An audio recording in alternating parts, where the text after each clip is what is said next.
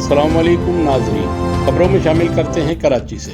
SSP central Zeeshan Shafiq Siddiqui की जानिब से न्यू ईयर के हवाले से अहम वीडियो पैगाम। बिस्मिल्लाहिर्रहमानिर्रहीम। मैं एसएसपी सेंट्रल आपसे मुखातिब हूँ और आज हम बात करेंगे न्यू ईयर्स नाइट के हवाले से। और इस रोज़ लोग जो हैं इसको कुछ गलत अंदाज में मनाते हैं और हमारा एक रुझान कुछ प्रैक्टिसेस हैं जो कि कानून के ख़िलाफ़ है, जिसमें सबसे अहम जो सबसे बड़ा जुर्म है वो है हवाई फायरिंग। तो हवाई फायरिंग एक कानूनन जुर्म है और पुलिस जो है उसके ख़िलाफ़ इक़दाम कत्ल का मुकदमा दर्ज करेगी।